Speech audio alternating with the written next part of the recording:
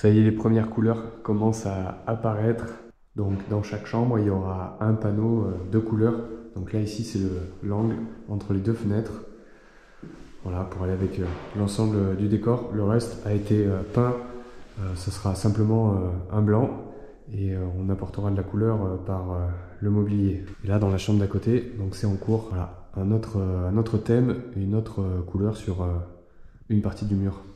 Chambre numéro 10, là c'est pareil, les impressions en blanc ont été faites partout, la couche de finition aussi, et une première passe du mur de couleur a été faite. Dans cet épisode, la peinture et les premières couleurs commencent à apparaître dans les chambres, et nous, on a été visiter une usine de fabrication de la peinture de chez Maestria, donc les peintures biosourcées qu'on utilise. On va vous dévoiler ce qu'il y a derrière ces fameux pots biosourcés.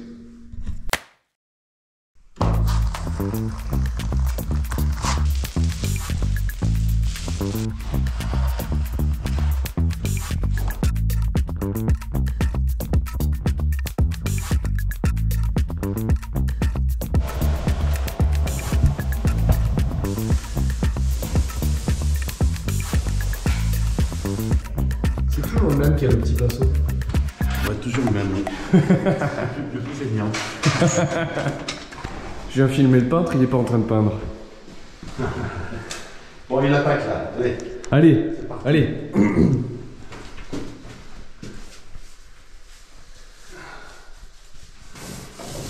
T'es sûr que c'est la bonne couleur au plafond? Oui, a priori, oui. C'est blanc. Ça m'a l'air blanc. C'est blanc.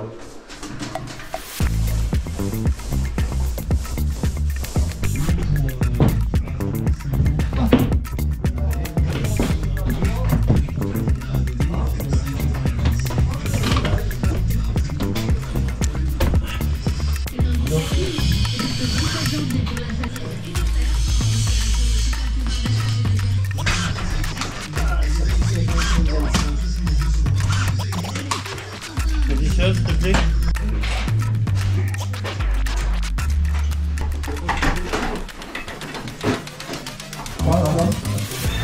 Là, celle-là, je vais trouver.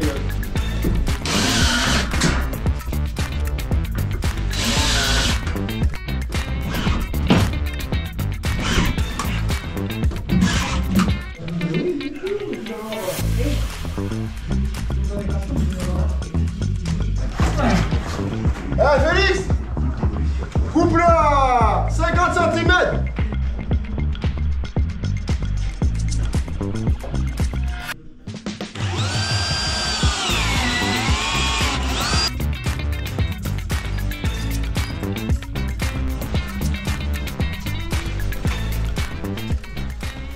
Donc là on est dans le couloir, on se dirige vers la tour. Toute la plomberie a été passée, les derniers robinets ont été posés, les dernières nourrices. Donc là tout est distribué dans les étages, mais aussi pour les chambres à ce même niveau. Bon, ce matin rendez-vous un petit peu particulier, visite exceptionnelle de l'usine de fabrication de la peinture Maestria qu'on va mettre au château. Soit on fait ça au kilo, soit on fait ça à la tonne. Donc là, vous allez verser, oui, enfin, les charges. Donc là, vous allez faire...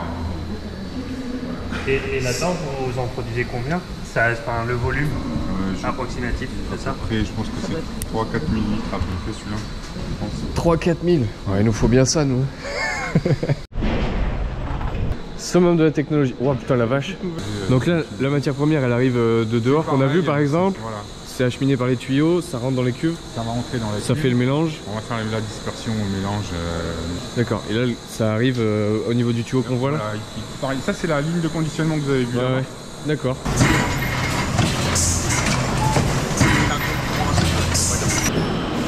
Aussi, tu les prends 4x4. Moi aussi, je les prends en 4x4. Ça va les champions? Ça va, le chef? Ça va, C'est la zone où on va s'occuper de tout ce qui est tri sélectif. Donc on va récupérer le carton, on va récupérer les emballages souillés, on va les vider. Donc ici vous êtes au labo contrôle. Ok. Donc une fois que le produit est terminé, il vient ici.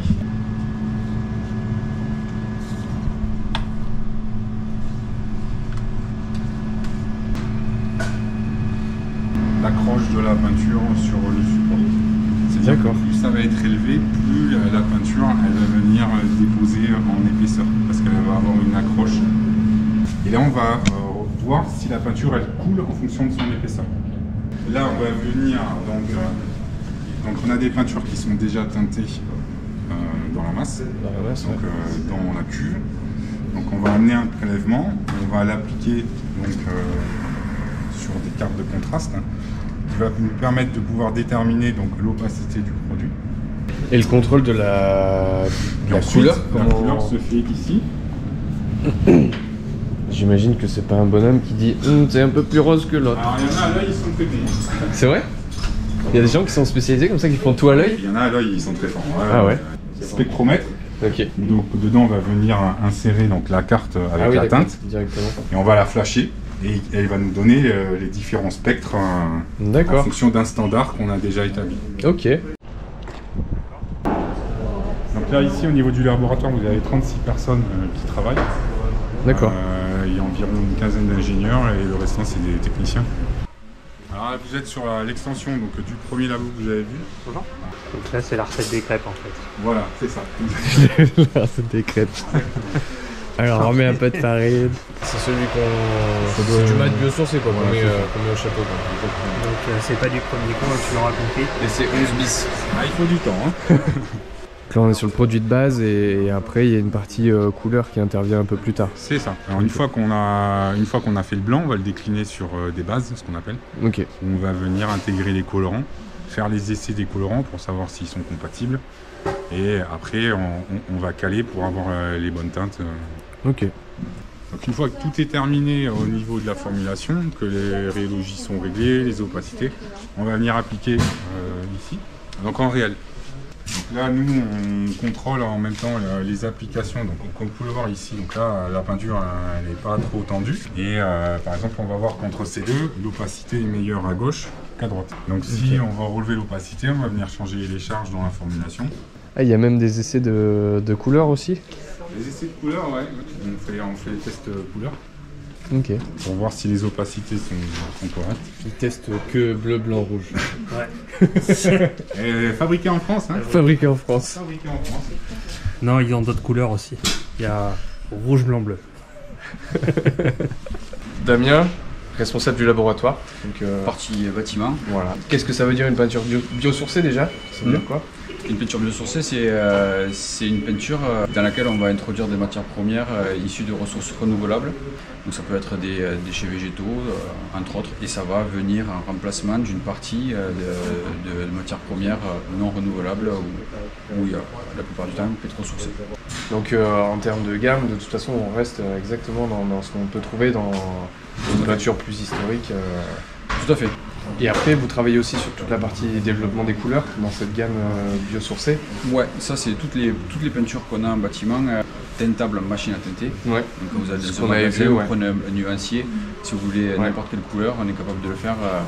Combien il y a de couleurs d'ailleurs dans le nuancier Phoenix là qu'on a vu? Vous pouvez faire toutes les couleurs. Il y en a combien dedans? 1000, Alors, il y en a 1000 c'est ma partie, il y en a 1096. 1096? Alors, il y en a 1096 dans le nuancier. Dans le Oui, dans le...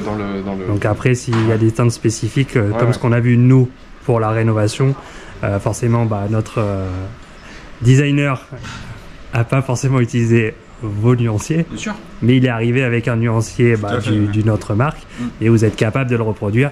Et ce qui est intéressant, c'est qu'on peut le reproduire en biosourcé. Donc peu importe d'où sortent les gammes, en fait d'où sortent les nuanciers, on peut le refaire.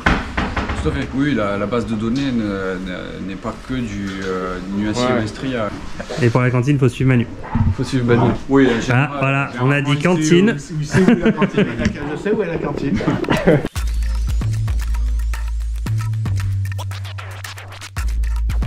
Et je confirme, il n'y a pas assez de blanc. Il n'y a pas assez de blanc, non. Il y a peut-être une variante à faire.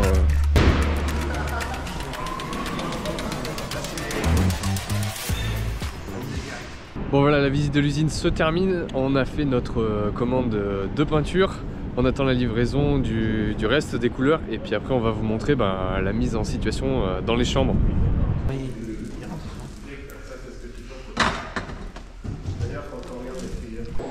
Donc une première passe de la peinture de finition a été faite, la première couche. Donc voilà, sur des tons un peu vert, un peu bleu, un peu bleuté quoi, pastel, très léger. Voilà, il y aura la tête de lit ici, avec le lit en long au milieu de la pièce. Et là, toute la peinture est quasiment faite. Donc on va pouvoir attaquer bientôt le parquet. Donc là il y a le primaire d'accroche qui a été mis.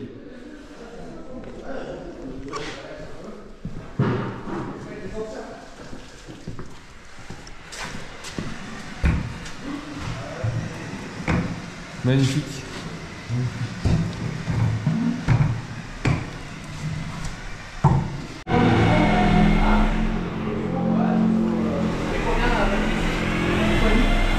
Chacun sa technique pour se réchauffer, hein.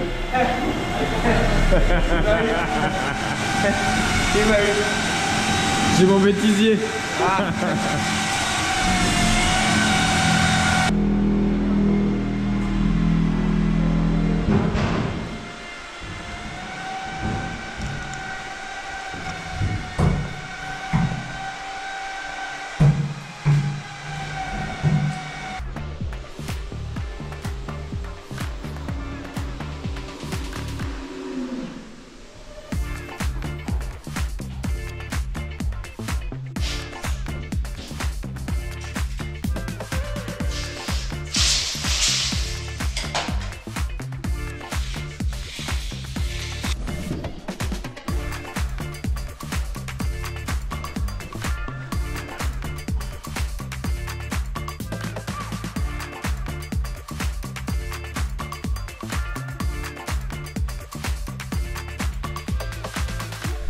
Donc là, ça y est, vous voyez, dans certaines chambres, on a fait poser le parquet.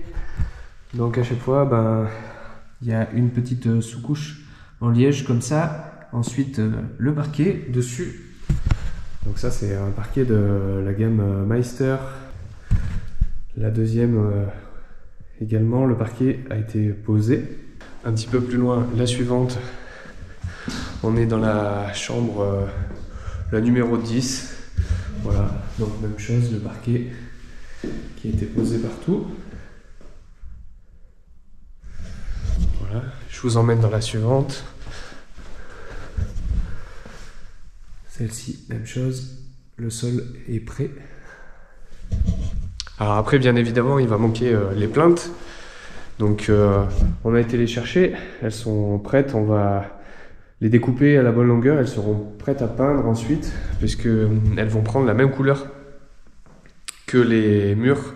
Donc si par endroit il y a de la couleur, ben, il y aura de la couleur sur les plinthes. Donc là voilà, dans notre chambre, pareil. Même chose, on a le parquet de poser ici. Là les deux chambres du fond, donc elles sont peintes. Encore un autre décor, donc un blanc, et puis juste une touche de couleur à un endroit. Donc là, vous voyez, tout est prêt, le réglage a été fait. On a notre sous-couche de liège qu'on va mettre sous le parquet. Donc voilà, c'est du rouleau, ça se présente comme ça, c'est des bandes qui sont découpées. On pose ça sur deux épaisseurs entrecroisées, et ensuite directement le parquet dessus, pas de colle, rien, c'est juste posé comme ça. Bon. Hein? Tu peux laisser une petite paire de pantoufles qui traîne? C'est vrai que j'hésite à poser pieds nus, mais ça caille. C'est vrai que ça caille là.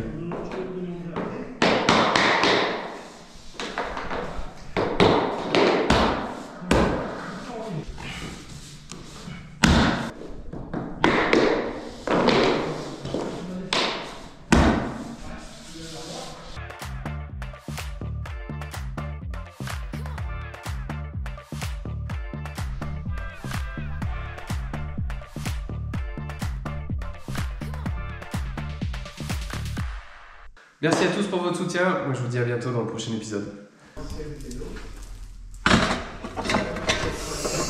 Alors, sans faire tomber le pot. Ça, c'est le bêtisier. Oui.